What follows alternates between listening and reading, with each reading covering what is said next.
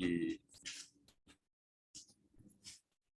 9번에 보면 신앙생활의 동기와 동력의 근원을 다시 찾을 수 있을 것인가에 대해서 믿음이라는 그 자체, 그러니까 믿음으로 산다라는 것은 오늘 얘기하고 믿음이라는 그 자체의 그 속성, 그거는 사실 9번째 주에 좀 더 얘기할 거거든요. 그리고 그 다음 주에는 오늘 나왔던 이슈들 중에서 다룰 이슈들이 좀 더 있어요. 제가 이 말씀을 왜 드리냐면 믿음으로 산다라는 것이 굉장히 다차원적인 어떤 그런 이슈이기 때문에 오늘 그 믿음으로 산다라는 것을 전체적으로 다 다룰 수는 없고 짧은 시간에 어떤 한 측면만 바라보겠다라는 걸 일단 말씀드리고 이 10주를 통해서 조금씩 아마 다른 측면들이 조금씩만 부각되는 그런 식으로 이해하시는 게 도움이 되실 것 같아요. 네. 자, 믿음으로 산다는 것은 구체적으로 어떤 삶인가인데 그 시작하기 전에 질문이 하나 있습니다. 여기서 그 인구가 이제 세계 인구를 100%로 이제 치면은 퍼센티지로 봤을 때 믿음을 소유한 자가 이제 저렇게 딱 하면은 모든 사람들이 다 믿음을 소유했다 그러면은 저 끝에가 이제 100%가 되겠죠. 그렇게 생각했을 때 저 그림은 그냥 아무 의미 없습니다. 그냥 재밌으라고 그려놓은 거예요. 그랬을 때 이 세상에 믿음이 있다라고 생각하는 사람이 50%가 안 될 것 같다고 생각하시는 분 한번 손 들어봐 주세요. 음? 뭐라고요? 아니요, 그러니까 현실은 50% 밑일 것 같은데 그걸 원하지가 않는 거예요. 누가 원하지 않아요? 네, 그래서 이게 갈리니까 그러면 원하는 게 원하는 게 아니라. 그러면 두 번 손 드셔도 돼요. 자, 뭐 좋아요. 뭐 갈등도 있어도 되고 불확실해도 되는데 50% 이해된다고 다시 한번 손을 보세요. 내가 좀 알고 싶어. 오케이. 50% 이상 된다고 생각하시는 분들. 오케이. 100%라고 생각하시는 분. 두 분.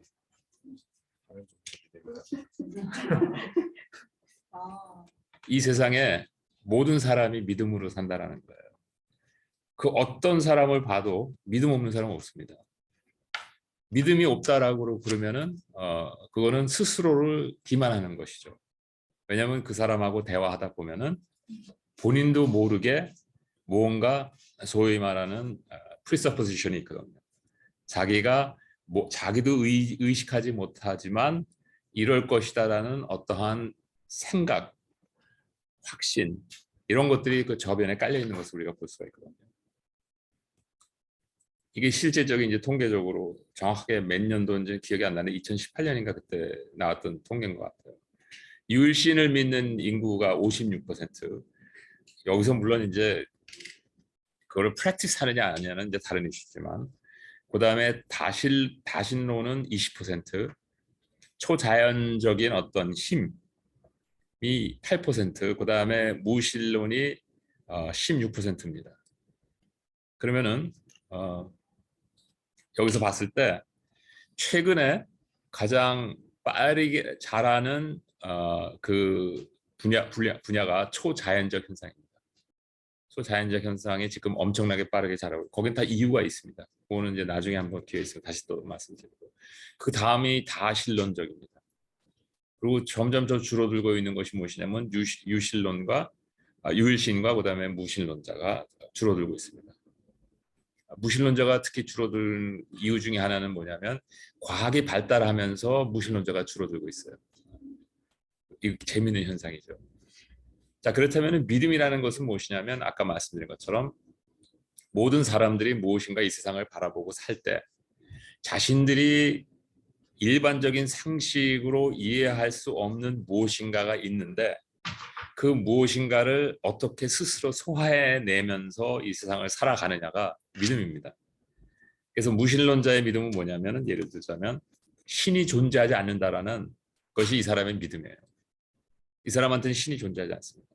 근데 신이 존재하는지 안 하는지 확인할 수 있습니까? 못한단 말이에요. 이거는 어느 쪽으로 해도 불가능한 거예요.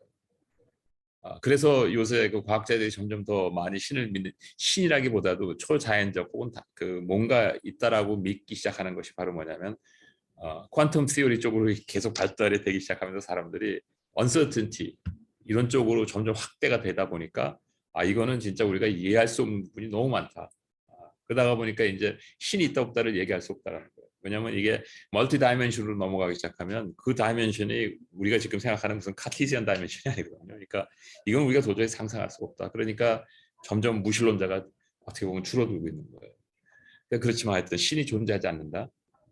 그다음에 사후세계 혹은 초자연적 세계가 없다. 종교인보다 덜 도덕적이거나 인류애가 부족하거나 더 과학적이다지 않다. 이거 굉장히 잘못된 오해들 중에 하나고, 그다음에 마지막으로 종교로 타인에게 해를 입히거나 혜택을 얻으려 하지 않는다. 저는 그래서 이런 관점에서는 무신론자들이 종교인들보다 훨씬 더 훌륭한 사람들이 많다라고 생각하는 사람 중에 한 사람. 왜냐하면 역사적으로 봤을 때 종교 때문에 엄청나게 많은 전쟁을 일으켰고 사람들을 학살했거든요. 그래서 통계적으로 뭐 제가 계산을 해보려고 노력은 안 했지만 제가 한 가지 갖고 있는, 제가 맞을 거예요. 아마 80% 확신을 갖고 말씀드릴 수 있는 건 뭐냐면, 기독교인들이 순교당했을 때 그 당한 숫자들이 같은 기독교인에 의해서 순교당한 사람들이 비기독교인에 의해서 순교당한 기독교인들보다 수가 많다라는 거예요. 그걸 우리가 대충 어디서 알 수 있습니까? 종교개혁이 일어나기 전후만 봐도 벌써 알 수 있거든요. 그때만 해도 30년 전쟁을 통해 가지고 캐톨릭하고 개신교들이 엄청 싸워가지고 굉장히 잔인하게 살해했거든요. 그다음에 종교 그 십자군, 사실 그건 우리가 기독교인의 입장이니까 그 무슬림들을 나쁘다 이렇게 생각하는데, 객관적으로 역사적으로 보면은 그렇지 않거든요.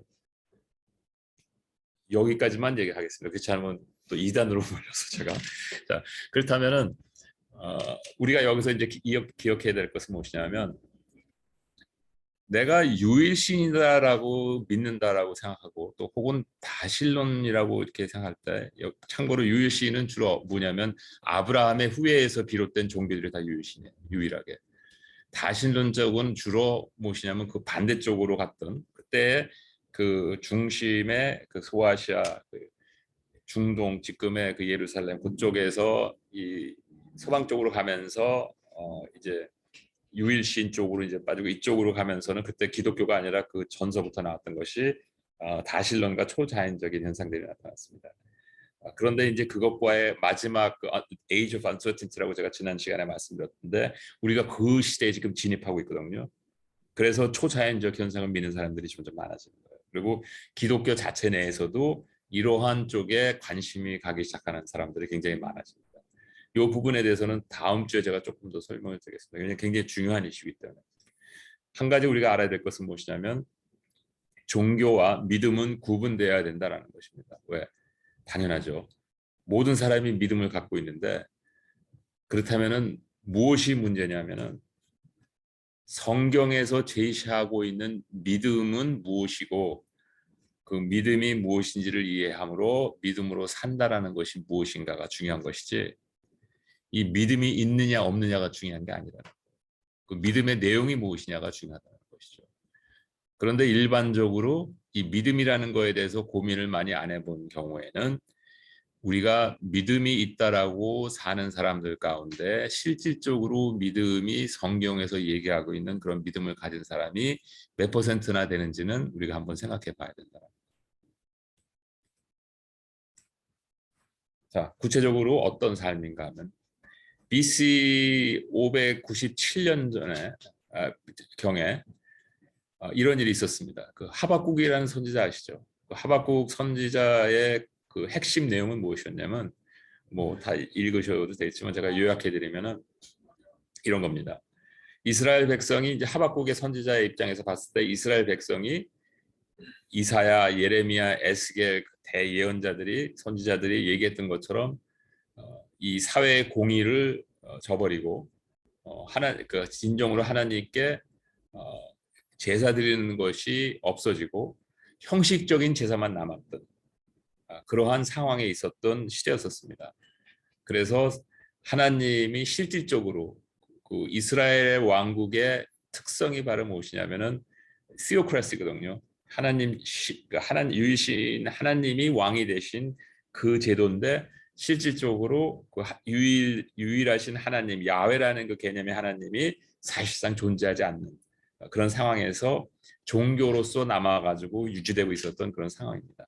그래서 종교로만 남아서 유지될 경우에는 제일 먼저 나타나는 현상이 뭐냐면 도덕성이 떨어지고, 그 도덕성이 떨어지는 것이 그 종교 안에서만 떨어지는 것이 아니라 그 사회하고 같이 떨어집니다.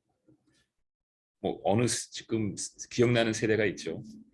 자, 그런데 그런 세대를 보면서 하박국이 한 가지 부인할 수 없었던 것은 무엇이냐면, 하나님께서 이스라엘 백성을 멸망시킬 것이다라고 말씀하셨을 때 하박국이 이스라엘 백성이 거룩한데 왜 멸망시키십니까? 라고 얘기할 수가 없었어요.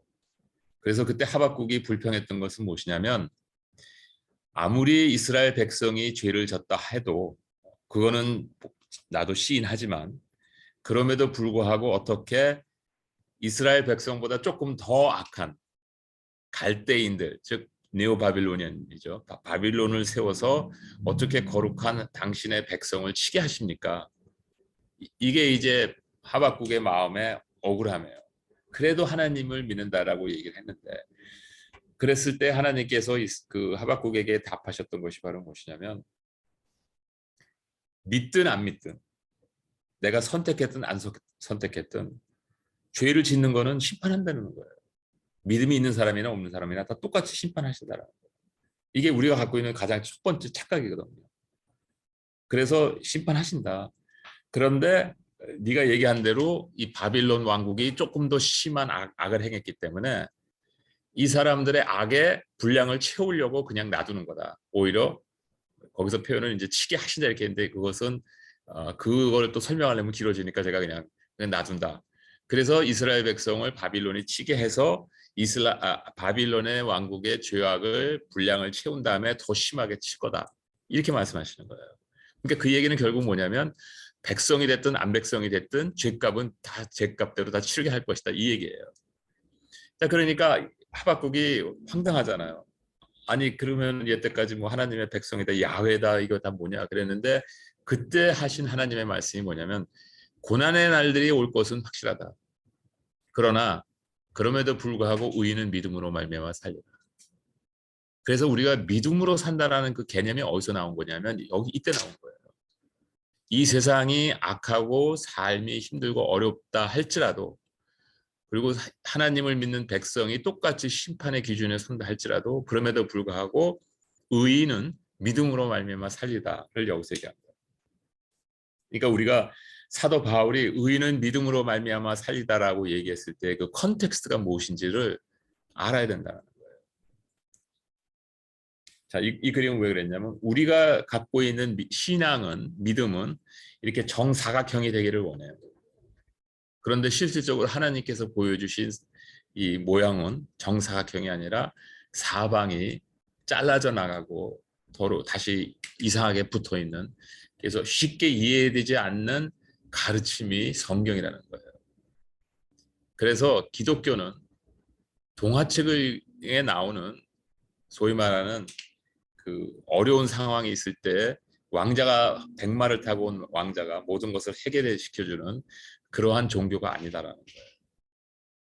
왜 우리가, 제가 이런 말씀을 왜 드냐면, 무의식 가운데 그런 것들을 우리 마음에 원하고 있기 때문에 그렇다는 거예요.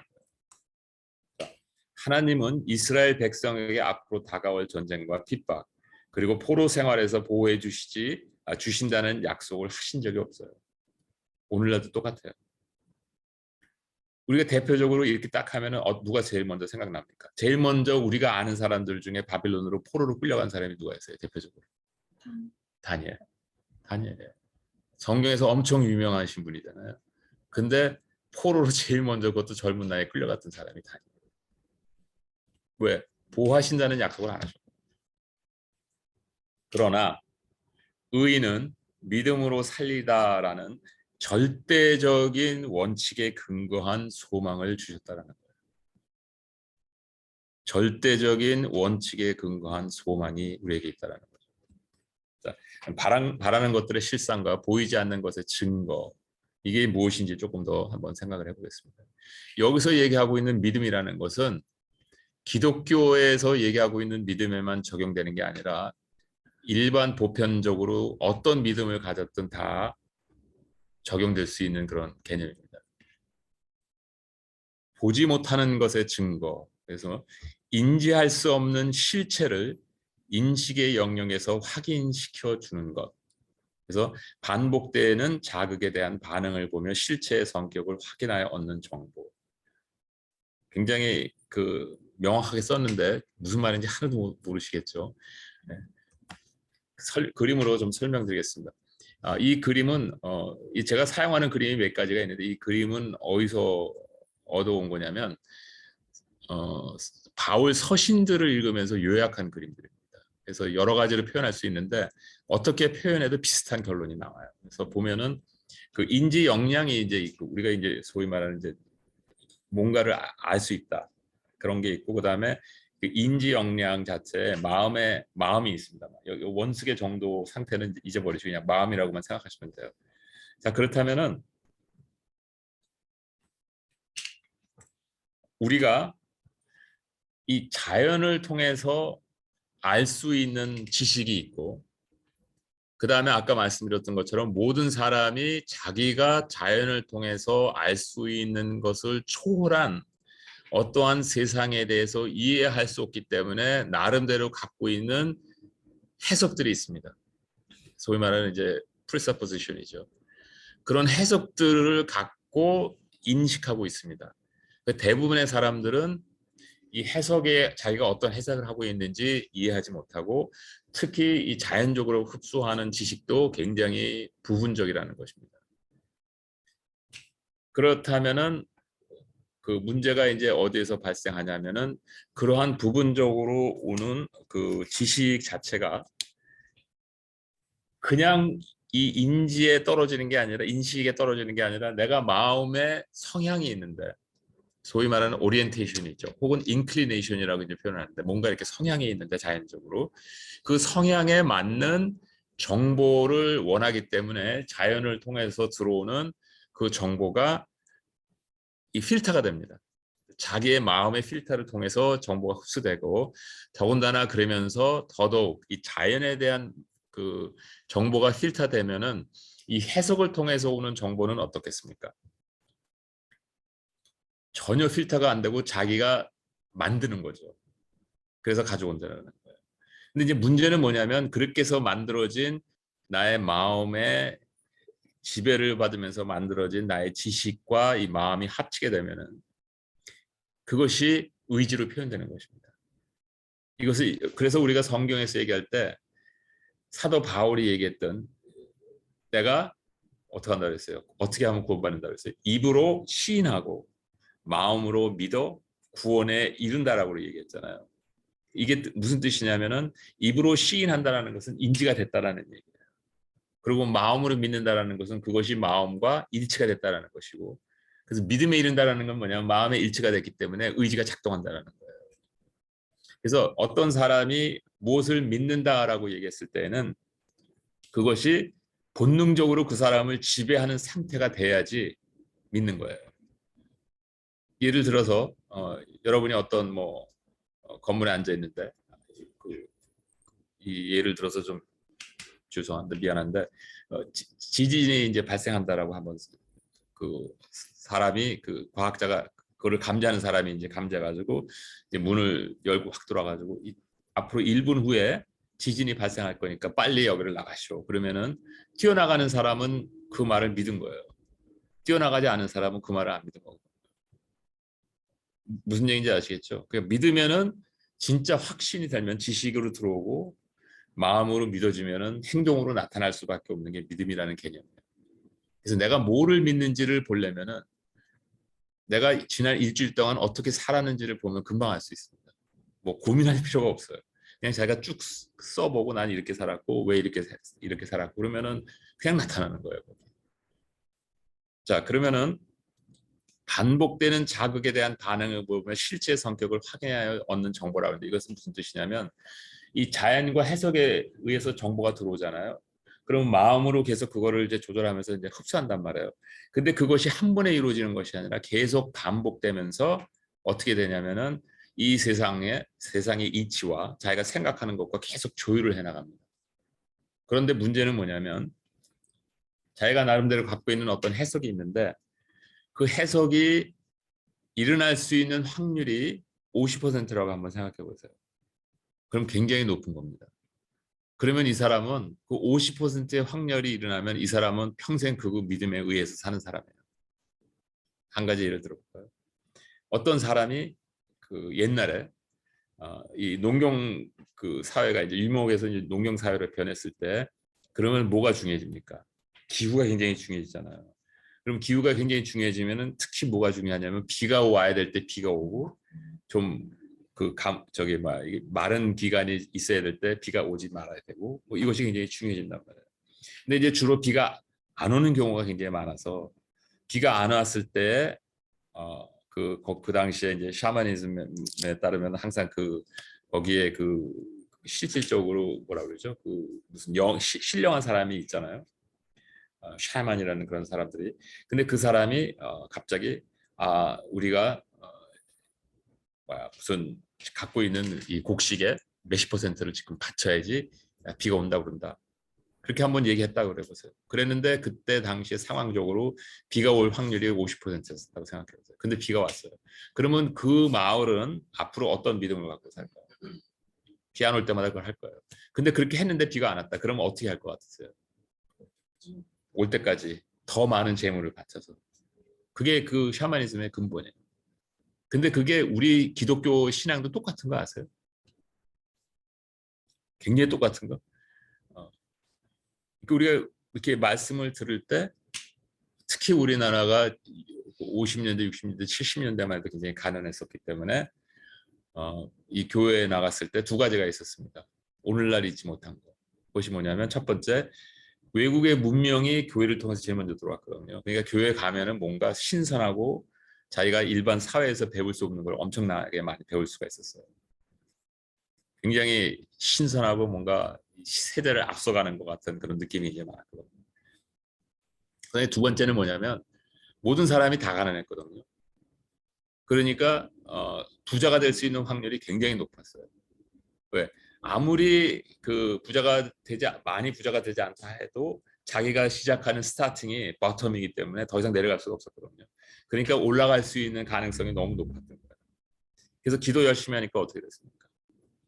엄청 많이들 부자가 됐거든요. 그러니까 그 얘기는 뭐예요? 그러니까 우리나라가 기복신앙이 됐던 이유 중에 하나가 상황적이었던 거예요. 그것이 무슨 유교적으로 나오고 뭐 그런 것도 물론 있겠지만 꼭 그것이 유교적인 것이 아니라 상황적으로 그렇게 우리를 만들었다. 그리고서는 또 한 가지가 있는데 뭐냐면은 유교적인 사상이 드러났는데 나이 많은 사람이거나 아니면 권위 있는 사람이 얘기할 때 반문하지 말라.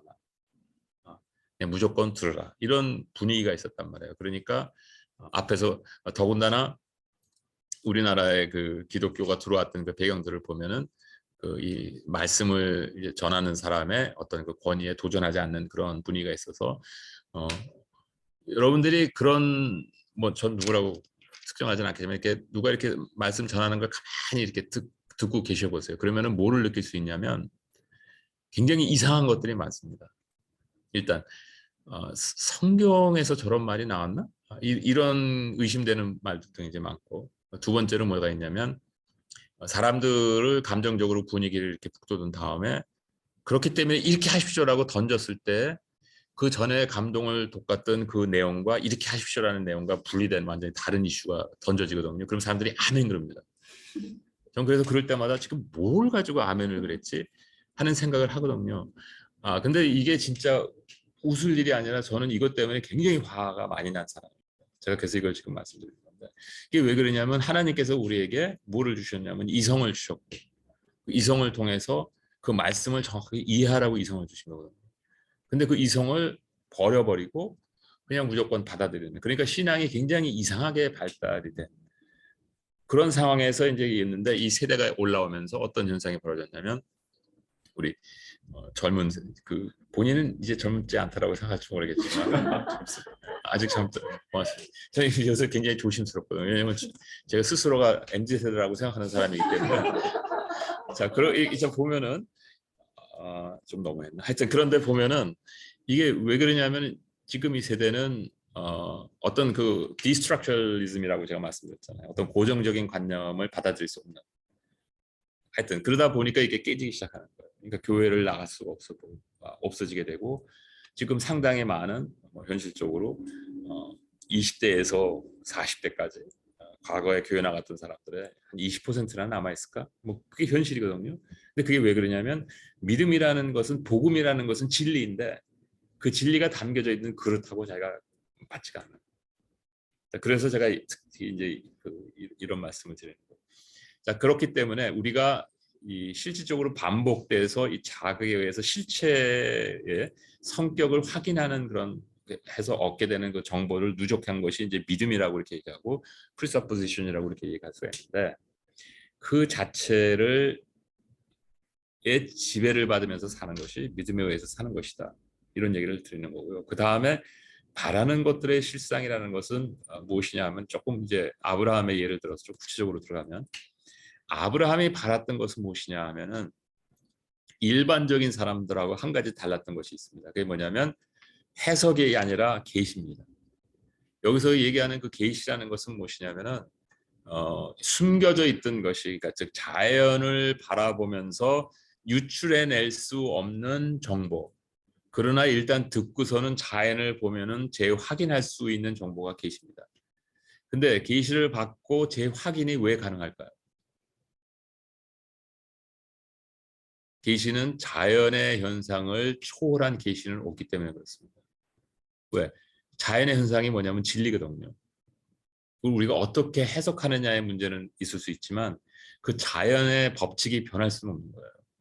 근데 계시라는 것은 무엇이냐면 그 자연의 법칙에 대한 해석을 주시는 것이지 새로운 자연의 법칙을 주시는 게 아니라는 거예요. 소위 말해서 우리가 또 많이 착각하는 부분 중에 하나가 뭐냐면 모세의 율법을 굉장히 따분하게 생각합니다.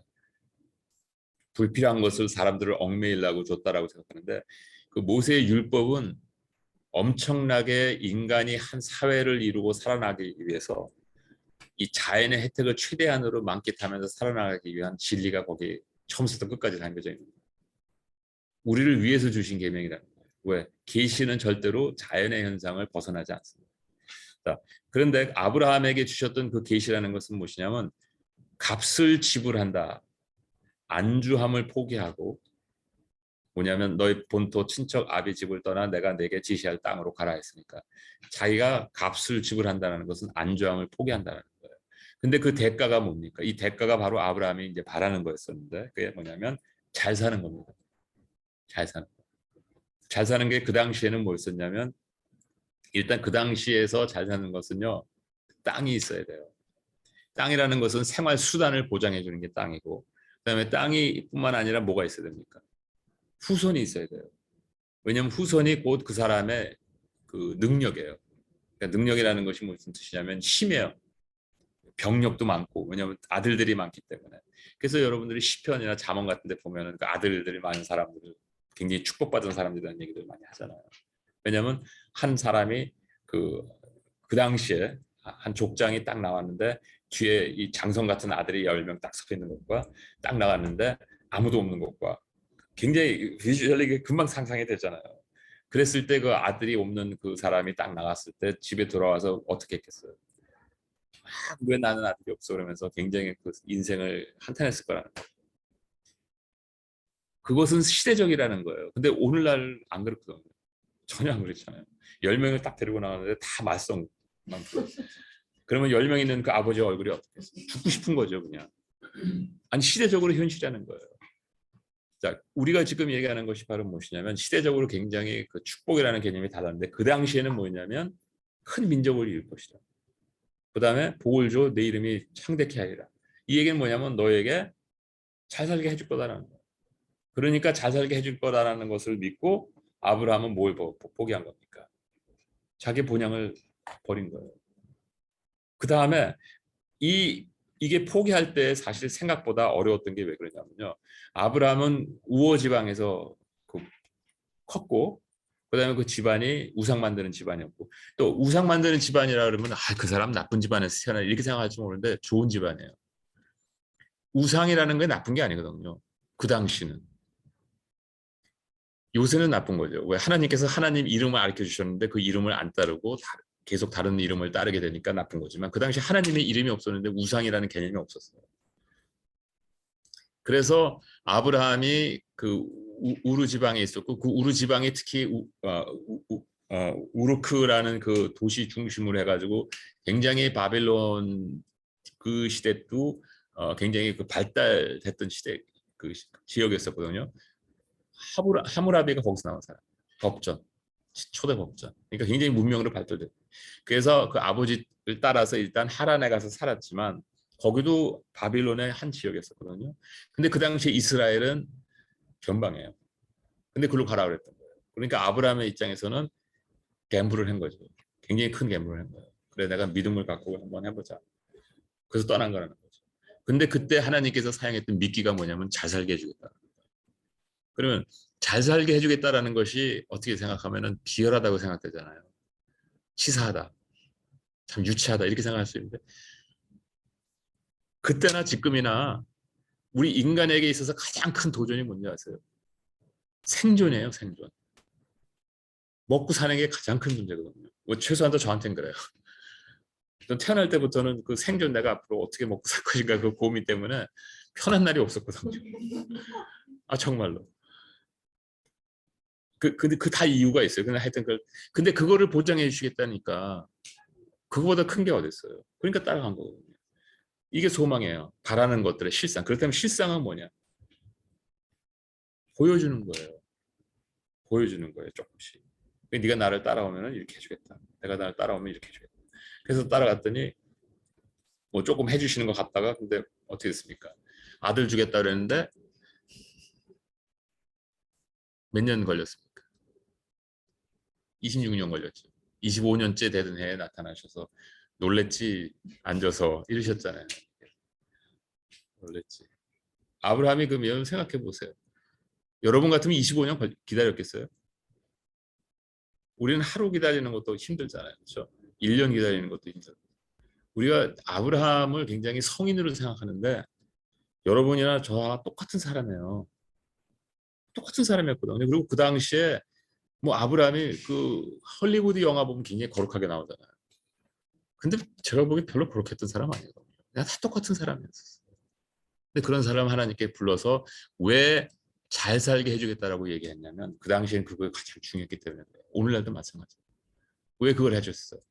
나는 하나님이 그 당시 그 전까지만 해도 창조의 하나님 엘 그다음에 그다음에 그 바빌론에서 섬겼던 누르투 그 당시에 그 왕의 그 족보가 있었습니다. 다 그런 사람이었거든요. 근데 하나님께서 자기의 이름을 아브라함에게 가르쳐 주기 위해서는 아브라함이 관심을 끌 만한 중요한 것을 보여줬어야 되는데 그게 바로 뭐냐면 먹고 사는 걸 내가 해결해 주겠다. 그냥 해결뿐만 아니라 창대케 하리라. 그러니까 따라간 거거든요. 우리 신앙도 그렇게 시작한다. 뭐 안 그런 것처럼 해도 저도 그렇게 시작했거든요. 왜?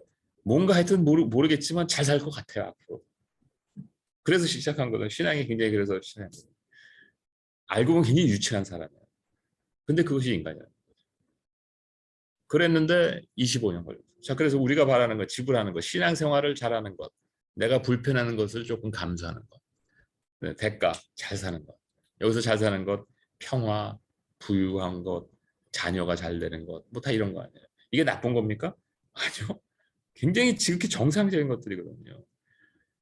선택할 때 나는 가난함을 선택하겠어라고 얘기하는 누가 있어요. 뭐 그런 사람이 있을 수는 있겠지만 우리 신앙의 선조들 가운데 그런 사람들이 있긴 한데 그건 다른 이슈죠. 일반적으로 봤을 때 그렇지 않다는 문제. 하나님에 대한 개념이 부재하기 때문에 이 계시가 들어왔을 때 허공에 떨어진다는 거예요. 두 번째, 죄의 본능의 지배를 받고 있기 때문에 우리의 성향이 필터할 때 자신들이 원하는 것만 정보를 입수한다는 거예요. 세 번째, 우리가 내가 생각하는 것에 의해서 지배를 받아서 행동한다고 얘기했잖아요. 근데 내가 생각하고 있는 나보다 실질적으로 나를 지배하고 있는 건 뭐냐면 내 의식이 미치지 못하는 내 마음속, 그 마음속에 있는 것이 우리의 결단의 95%를 결정한다. 보통 그렇지 않습니까? 나는 신앙인이기 때문에 꼭 이렇게 안 합니다. 이렇게 했다가 그런 일이 벌어지면 꼭 그렇게 하잖아요. 그렇죠? 그건 뭐 누구나 다 그런 거예요. 뭐 안 그런 사람은 없거든요. 그러나 추산도 뭐 안 그런 척은 할 수는 있겠지만 하여튼 다 그렇단 말이에요. 그래서 이것이 이제 문제라는 거죠. 근데 그렇다면은 바라는 것들의 실상, 보지 못하는 것들의 증거, 이런 것들이 삶의 지배력에 대해서 얘기하는 거예요. 조금 더 한번 생각해 봅시다. 그러면 본질은 하나이지만 표현은 시대적 차별화가 있다는 거예요. 그렇게 믿음으로 산다는 것이 단계적으로 이제 나가는 것인데, 믿음의 삶을 그러면 이제 정리하면 인류의 성장을 일궈내시면서 확대된 하나님의 이름의 뜻과 병행하며 표현되기 시작했다는 거예요. 즉 믿음의 내용이 그 컨텍스트가 한 인간의 자체의 인생을 통해서도 확대되기 시작하지만 성장하기 시작하지만 그것이 하나의 인류의 역사를 보면서도 계속 성장했다는 거예요. 왜? 과거에 그 처음으로 도구를 사용했을 때 갖고 있었던 인식이나 그다음에 언어를 처음 구사하기 시작했을 때 사용했던 그 인간 그 당시에 존재했었던 인간의 어떤 의식 구조나 지금 우리가 갖고 있는 이 의식 구조가 굉장히 다르거든요. 그렇기 때문에 하나님께서는 그 시대별로 인간이 받아들일 수 있을 정도의 인식 능력에 해당되는 지식을 하나님에 대한 지식을 인간에게 보여주셨다는 거예요. 구체적 삶에서 믿음의 표현은 각 개인의 소명과도 연관돼 있다라는 것이죠. 우리 아까 얘기했던 것처럼 사도 바울 같은 경우에는 그가 받았던 소명이 있었기 때문에 어떤 특별히 자기 믿음이 그런 식으로 또 표출됐다는 거죠. 그다음에 각 개인의 성향과 배경이 믿음의 삶에 반영된다는 거죠. 제가 그 영국에 그 처음 갔을 때가 고등학교 1학년 때 영국에 처음 갔습니다.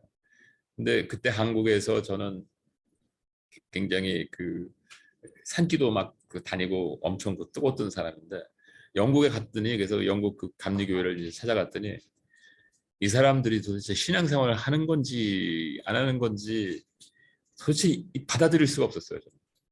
다 그 무슨 클럽에 나와 있는 것 같고 왜냐하면 제 입장에서는 너무 뜨거웠기 때문에 이게 감당이 안 되는 그런 상황이었어요. 그래가지고 참 이해하는데 굉장히 좀 시간이 걸렸는데 근데 제 이해를 도와주는 것 중에 하나가 뭐였었냐면 영국 장례식장을 갔더니 아무도 우는 사람이 없어요. 그 미망인도 그냥 슬픔에 잠겨서 이렇게 있지 우리나라처럼 아이고 아이고 그러면서 땅에 주저앉고 그런 사람이 아무도 없다라는 거예요. 그래서 이게 문화적인 차이구나. 그래서 신앙이 깊고 안 깊고는 문화적인 영향을 굉장히 많이 받는구나 하는 것을 제가 그때 처음 느끼기 시작해서 그때서부터 이제 그 영국 사람들의 그 신앙을 다시 좀 보기 시작했습니다. 뭐 하여튼 그래서 이 성향과 배경이 굉장히 중요하다는 것이고 그다음에 그럼에도 공통점은 뭐냐면 자연 및 사회 질서를 준수하고 동시에 확실하게 적용받는 삶을 살게 된다는 거예요. 즉 믿음이 있다라고 그래서 하나님께서 자기를 이 사회 질서에나 혹은 자연 법칙에 예외적으로 취급할 것이다라고 생각하는 건 엄청난 착각이라는 거예요. 오히려 이 자연 법칙과 사회 법칙에 더 엄격하게 기준을 자기에게 하나님께서 주실 것이다라는 거죠. 실질적으로 여러분들의 경험해 보셨겠지만 믿음의 단계가 깊어지면 깊어질수록 여러분들에게 요구하시는 생활 그 수준이 점점 더 높아집니다. 그래서 그 높아지기를 원하는 그 수준에 도달하기 전까지는 그 다음 단계의 믿음으로 여러분을 절대로 넘기시지 않는다는 거예요. 그래서 그 단계에 계속 머물러 있는 사람은 계속 유급을 해서 10수, 20수 하는 사람들도 있고 그래서 한 가지 확실한 것은 뭐냐면 믿음은 물리적 나이와 비례하지 않는다는 거예요. 그래서 그 단계를 넘어가는 사람들은 믿음의 단계, 그 다음 단계로 믿음으로 넘어가요. 또는 뭐냐면 때로는 자신의 유익에 반하는 혹은 상식을 벗어나는 행위나 결단을 수반한다라고 했는데 여기서 또 한 가지 착각하는 게 뭐냐면 일반적으로 상식이라고 얘기했을 때 여기서 성경에서 얘기하고 있는 그 상식에 벗어나는 행위라는 것은 무엇이냐면 그 당시 사회의 지배적인 관행이나 생각을 위배되는 것을 상식 벗어난다는 거의 개념이지 자연 법칙이나 자연 질서 자체를 반하는 그러한 어떤 행동을 한다는 얘기가 아니에요. 그래서 상식을 벗어나는 이런 얘기라는 것은 무엇이냐면 우리가 어떤 무법자처럼 혹은 이상한 사람처럼 행동하는 것이 믿음이 아니라는 거예요.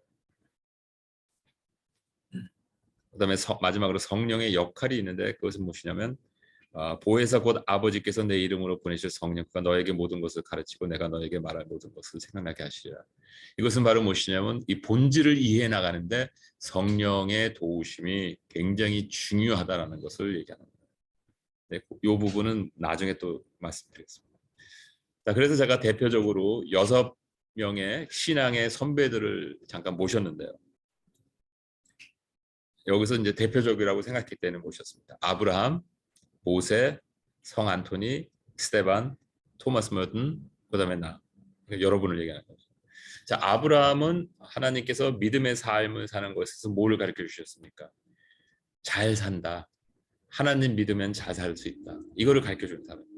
즉 하나님은 인간이 생각하고 있는 인간의 그 삶의 고뇌의 가장 핵심적인 부분을 해결해 주실 수 있는 분이다라는 것을 아브라함을 통해서 가르쳐 준 거예요.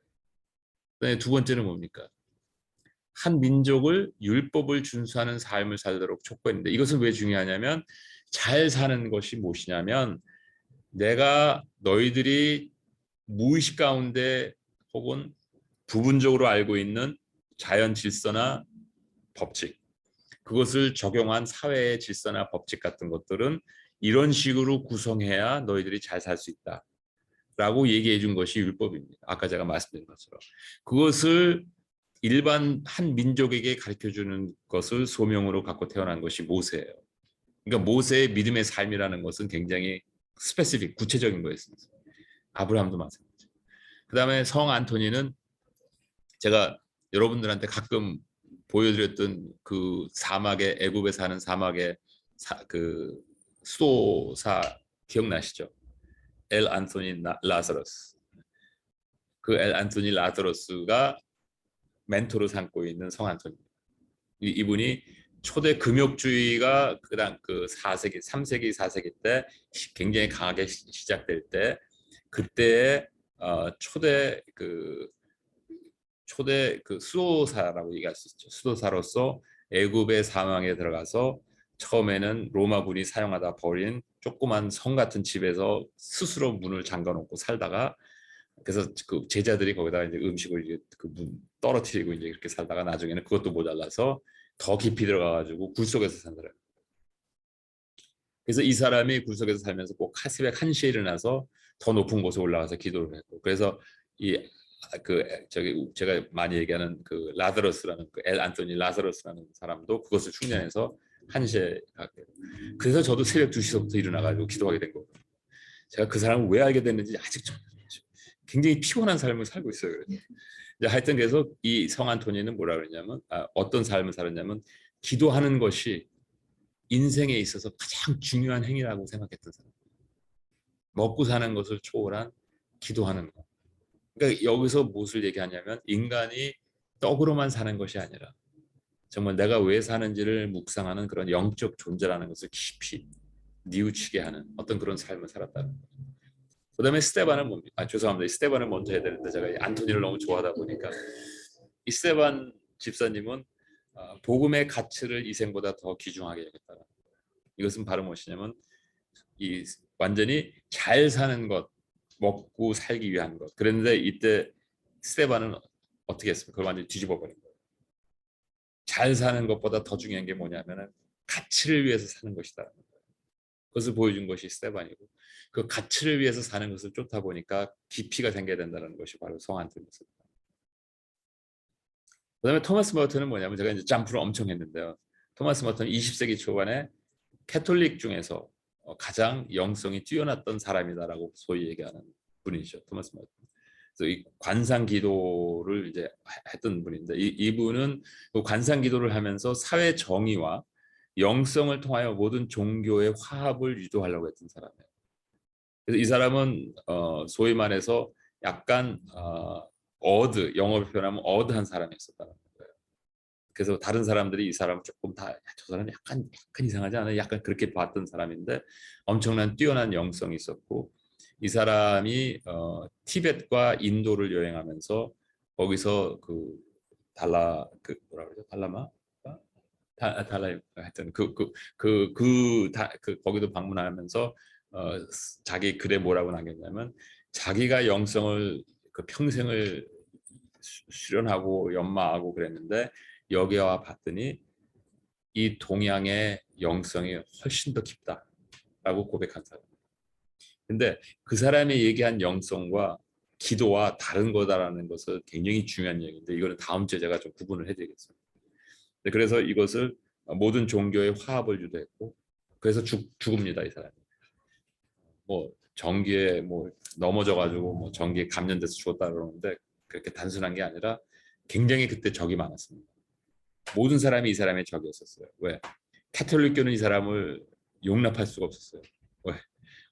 아니 불교 그다음에 그 이상한 그쪽 사람들이 카톨릭보다 더 영성이 뛰어나다라고 얘기를 하고 모든 종교는 하나다 뭐 이렇게 얘기를 하고 그다음에 사회 정의는 이루어져야 된다고 그러니까 사실상 그 당시에 카톨릭이 사회 정의하고 조금 안 맞는 게 좀 많고 그랬었으니까 이제 그쪽에서도 안 하고 있었어요. 이쪽에서도 또 하여튼 그래가지고 문제가 많았었습니다. 자, 더 중요한 건 뭐냐면 나는 뭐냐.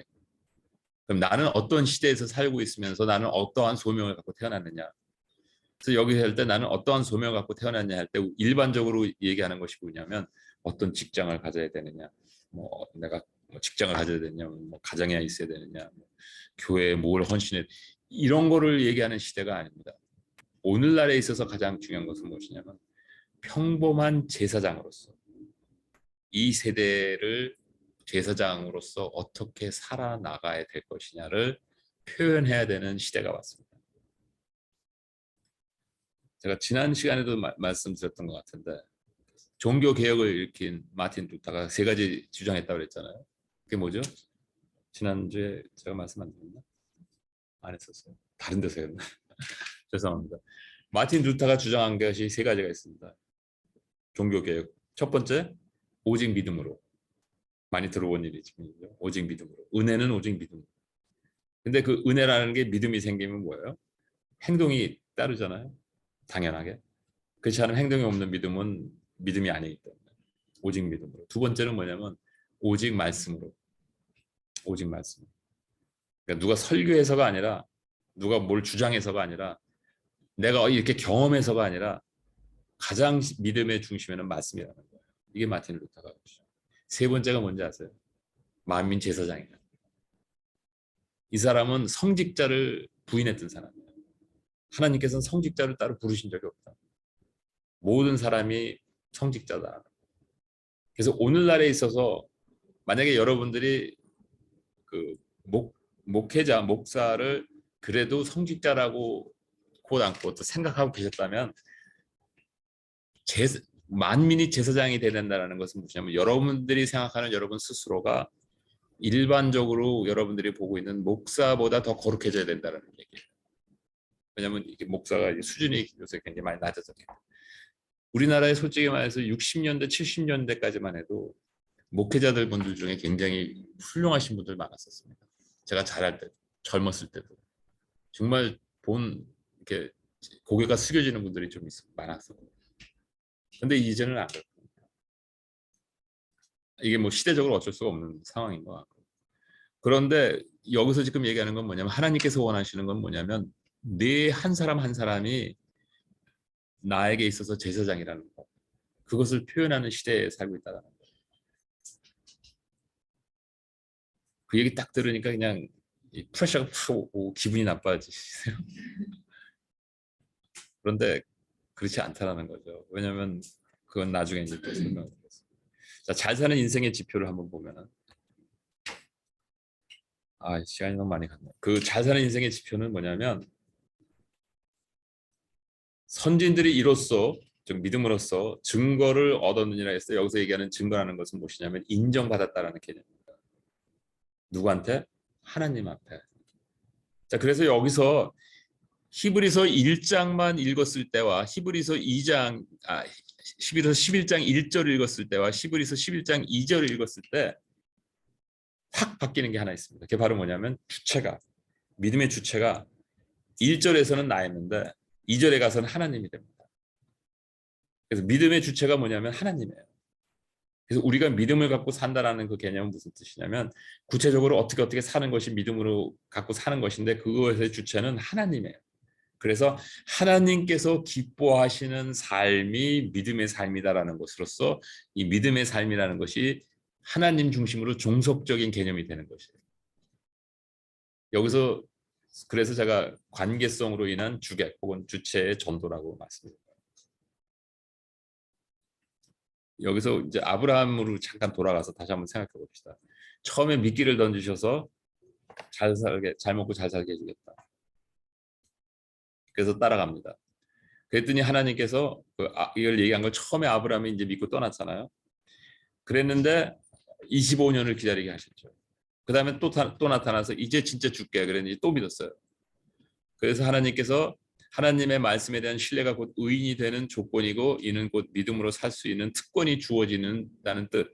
그래서 아브라함이 15장 6절에 아브라함이 여호와를 믿으니 여호와께서 이를 그의 의로 여기시고 그래서 하박국의 조건이 충족됐습니다. 그 의인은 믿음으로 말미암아 살리라 할 때 얘기하는 그 의인이라는 것은 무엇이냐면 하나님의 말씀을 말씀하신 그대로 믿는 거예요. 그것이 이제 의인이라는 거예요. 자, 그러면은 그 다음에 어떤 일이 벌어지냐면 창세기 22장 1절에 보면 하나님이 아브라함을 시험하시려고 내 아들 내 사랑하는 독자 이삭을 데리고 모리아 땅으로 가서 그를 번제로 드리라라고 말씀하십니다. 자, 이율배반인가? 여기서 분명히 잘 먹고 잘 살게 해주겠다라고 말씀하시는데 가장 핵심에는 뭐가 있어야 됩니까? 이삭이 있어야 돼요. 그렇죠? 그랬더니 그 이삭을 바치라는 거예요. 그랬는데 여기서 이제 나타나는 그 설명 중에 굉장히 오해하는 그 구절이 하나 있습니다. 히브리서 11장에. 히브리서 11장에 있으면 뭐라고 써 있냐면 아브라함이 이삭을 바칠 수 있었던 것이 하나님께서 그 아들을 능히 다시 살려서 주실 것이다라는 것을 믿었기 때문이다 이렇게 얘기하고 있는데 그 구절이 이삭을 얘기하는 게 아니에요. 누구를 얘기하는지 아세요? 예수 그리스도를 얘기하는 거예요. 근데 그 구절이 왜 예수 그리스도를 얘기하는지 아세요? 이사야서에 똑같이 써 있어요. 똑같이 써 있어요. 근데 우리는 그것을 이삭이라고 생각하는 거예요. 근데 그렇지 않다라는 거죠. 왜? 그거는 우리가 그 창세기를 다시 공부하면은 충분히 이해할 수가 있어요. 왜냐하면 이 전에 또 무슨 일들이 있거든요. 여기서 얘기하는 것은 바로 무엇이냐면 이때서부터 이때까지 오는데 얼마나 걸렸습니까? 25년이 걸렸다고 그랬잖아요. 그리고 이때서부터 이때까지 올라가는데 얼마나 걸린지 아세요? 또 15년에서 20년이 걸립니다. 15년에서 20년. 그래서 여기에서부터 저기까지 가는데 거의 45년이라는 시간이 걸려요. 45년의 시간. 믿음은 정체되어 있는 것이 아니다라는 거예요. 믿음은 하나님의 말씀을 믿는데 그 하나님의 말씀을 믿는다라는 그 믿음이라는 그 개념, 믿는다라는 그 개념의 대상이 하나님을 믿는다라는 것이 점점 더 우리가 믿음을 믿을수록 깊어진다라는 거예요.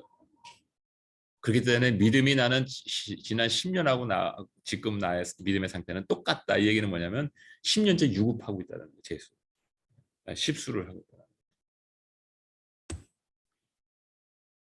그래서 창세기 22장 12절에 뭐라고 하냐면 내가 이제야 내가 하나님을 경외하는 줄을 아노라. 자, 믿음의 근본적인 정착지가 여기입니다.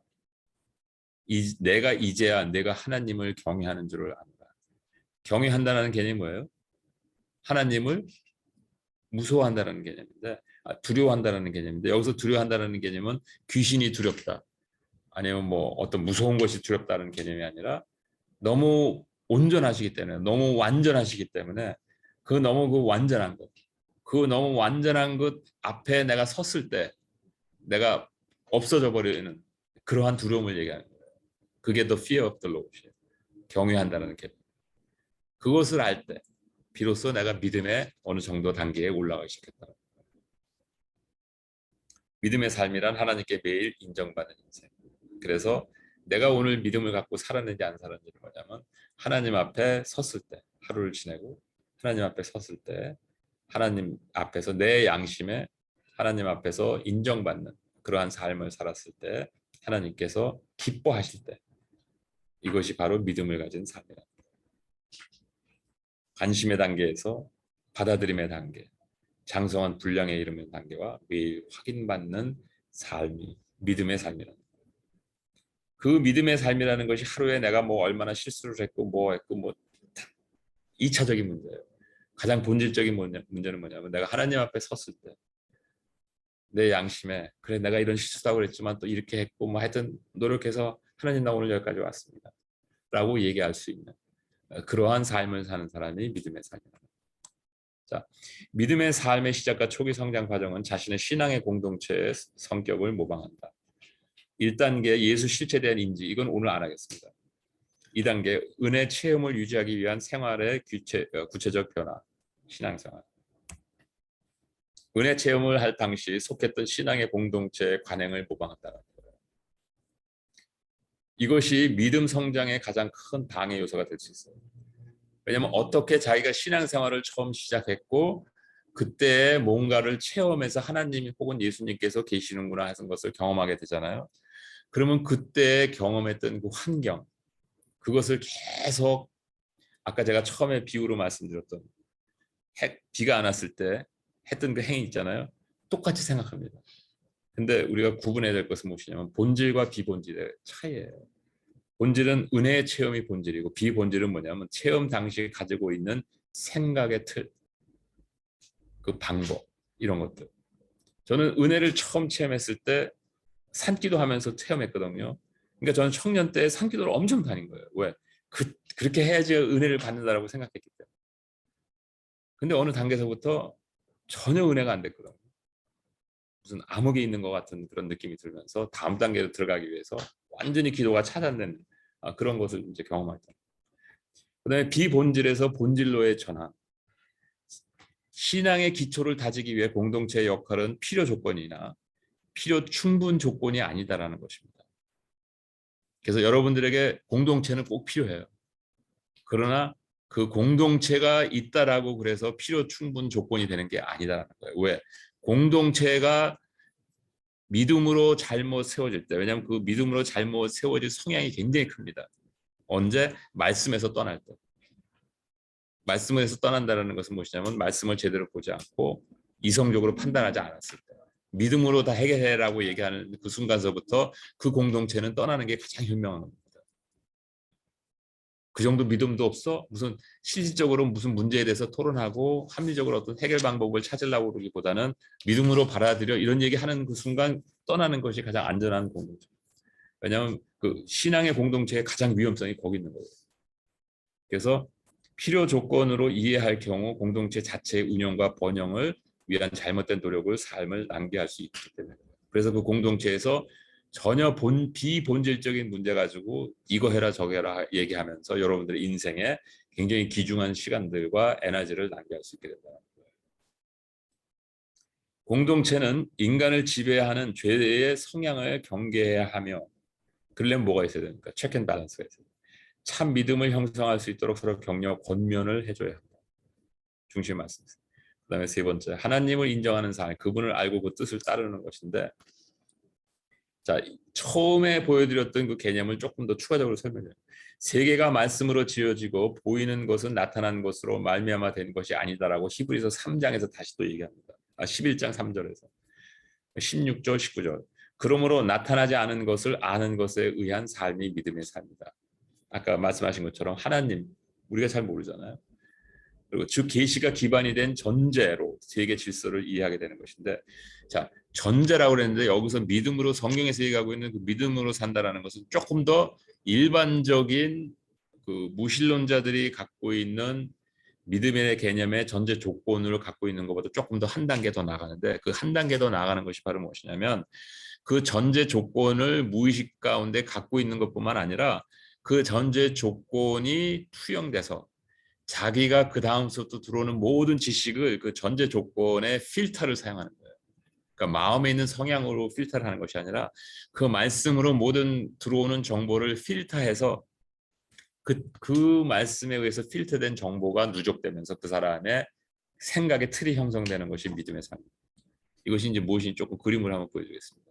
자, 이것이 자연의 현상에 의해서 아까 말씀드렸던 인간이 받아들일 수 있는 어떤 인지의 현상이라고 생각하면은, 계시적 이해라는 것은 무엇이냐면 인간이 도저히 이해할 수 없는 그러한 초자연 자연이지만 인간의 생각과 지식이 도저히 미칠 수 없는 그런 영역을 다 설명해 주는 것이 3차원 플러스 시간이라는 4차원이라고 생각하는 이거 돌아간다고 생각을 해봅시다. 제가 기술이 없어서 실적으로 돌아가게는 못 만들었는데 나중에 라잉잠의 TA를 좀 받아야 되겠어요. 그래서 이렇게 돌아가게 이제 만든다면은 그것이 계시적 이해라고 생각을 해보세요. 그러면은 자연의 현상을 통해서 우리가 얻을 수 있는 것은 바로 뭐냐면 믿음으로 저 계시를 받아들인 다음에 우리가 그 다음부터 들어오는 모든 지식을 그 필터링을 통해서 그 말씀의 필터링을 통해 가지고 경험을 해보는 거예요. 실질적으로 삶에.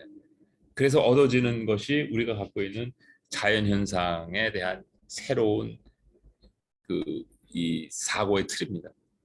그래서 믿음은 이 단계에서 모든 사람이 이 단계에 있으면서 나름대로 어떤 믿음이 있다고 생각하면 기독교인이 갖고 있는 하나님에 대한 지식이 시작하면서 생기기 시작하는 단계의 사람들은 저 단계까지 올라가면서 점점 더 하나님이 알고 계시는 성숙한 믿음의 단계는 저 위까지도 다가갈 수 있는 사도 바울과 같이 3차원의 하늘에 올라갔던 사람들은 다다갈 수 있다는 거예요.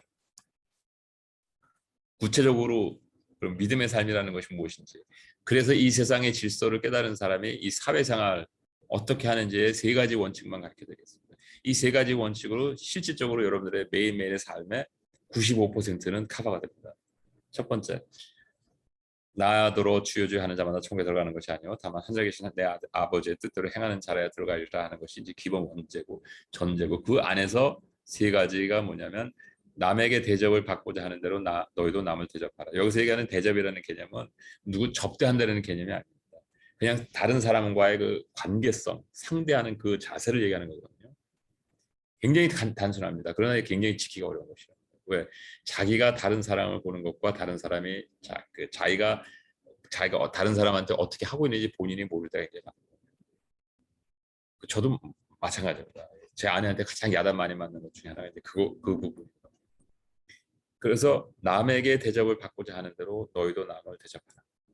굉장히 중요한 원칙인데 이것을 지킬 수 있다면 이 사람은 사회생활에서 인간관계가 상당히 스무스해집니다.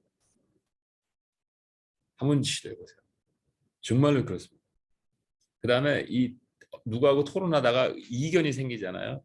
그럼 이견 그냥 받으셔도 돼요. 그 이견 여러분들이 그냥 끝까지 부인했다고 해서 달라지는 거 하나도 없어요. 이 세상에 뭐 갑자기 천둥이 치는 것도 아니고 아무것도 달라지는 거 없고 여러분 기분만 조금 뭐 이상한 그게 다예요. 그거를 여러분들이 이해하시기 시작해야 됩니다. 누구한테 조금 무시당했다? 아무것도 달라지는 거 없어요. 조금 무시당할 때 기분이 나 왜 이렇게 무시당해야 되지? 이런 기분 순간적으로 끄고 끝나면 아무것도 없습니다. 이 세상에 달라지는 거 아무것도 없어요. 그걸 이해하셔야 됩니다. 두 번째 뭐냐? 내 이웃을 내 몸과 같이 사랑하라. 여기서 사랑한다라는 건 뭐 아가페냐 필레오냐 이렇게 복잡하게 생각하지 않으셔도 돼요. 그냥 이렇게 생각하시면 됩니다. 내 건강 내가 중요하잖아. 다른 사람도 그 사람 건강 중요하다는 거 생각하시고 내 마음 중요하잖아요. 상하지 않은 거. 그럼 그 사람도 마음 상하지 않게 하는 거 중요하다고만 생각합니다. 사랑을 그렇게 복잡하게 생각하지 마십시오. 단순하게 그렇게만 생각해도 돼요. 그 다음에 사람이 무엇으로 심든지 그대로 거두리라. 이것이 어떻게 보면 직장 생활에 있어서 이 직장 생활, 이 세상에서 사는데 활동하는데 사회생활 하는 데 있어서 경제 활동하는 데 있어서 가장 중요한 핵심적인 요소입니다. 여러분 빨리 부자 되려고 그러지 마세요. 여러분들이 노력한 만큼만 하나님께서 여러분들을 보답해 주시는 것이 그것이 축복받은 사람이에요. 그러니까 이 얘기는 그렇다면 뭐냐면은 그렇다고 해서 무슨 사업할 때 뭐 투자를 하죠 이런 개념은 또 완전히 다른 겁니다. 근데 그 부분에 대해서는 제가 7주째인가 그때 또 그거만 이제 따로 다루거든요. 그래서 그때 말씀드리고 여기서 얘기하는 그것은 뭐냐면 예를 들어서 뭐 어디다 땅을 샀는데 이 땅값이 올라갈 거 이제 아파트를 사는데 그 아파트 값이 올라갈 거를 기대해서 거기다 샀다. 그래서 아파트 값이 올라가서 하나님 감사합니다. 그거는 자기가 힘들어 거둔 게 아니거든요. 왜냐하면 제가 노력해서 얻은 부가 아니잖아요. 자, 이것도 7주째인가 그때 하여튼 말씀드려요. 제가 이 말씀드리는 것은 무엇이냐면 사람이 무엇으로 심든지 그대로 거두리라 해서 자기가 심은 대로 그대로 거두리라 하는 그 자체가 자기의 삶에 이루어진다면 감사하라는 얘기예요. 여기서 이제 한 단계 더 들어가면 뭐가 됩니까? 외양간에 소가 없다 할지라도 나는 여호와를 인하여 감사하리라. 이것이 이제 아까 아브라함이 다 도달했던 그 경지입니다.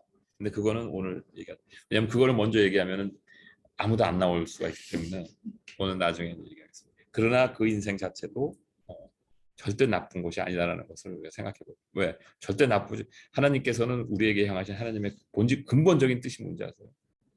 잘 살게 해주는 거예요. 잘 살게 해주는 거예요. 끝으로 이것만 보여드리겠습니다. 시간이 많이. 자, 믿음의 더 나은 제사, 헌신에서 사랑에 대한 신뢰, 사랑에 대한 신뢰. 이러한 가뭄이 올 것을 봤어요. 그래서 어려운 시기가 올 때 믿음으로 산다는 것을 요셉의 인생을 연상하며 기대합니다. 이것이 대표적인 기독교인들의 어떤 생각이에요. 뭐 삶에 있다가 어려운 시기가 닥쳤다 할지라도 요셉과 같은 믿음만 내가 가질 수 있다면 그러면은 충분히 준비하고 나갈 수 있겠다. 맞는 얘기죠. 그러므로 가뭄이 올 것을 준비하기 위하여 곡식을 저장합니다. 고통 없이 극복할 것으로 기대하는 마음. 그래서 그때 곡물을 저장하는 것을 보통 어떻게 하냐면 자기가 처음 은혜 받았던 그 방식의 종교 활동을 더 열심히 합니다. 근데 종교 활동을 열심히 하는 것과 믿음이 커지는 것과 믿음의 깊이와는 전혀 상관이 없고, 여기에 이제 문제가 있는 거예요.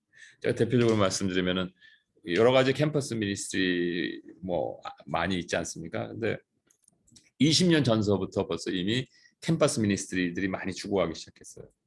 근데 그 각 캠퍼스 미니스트리마다 특성들이 있거든요.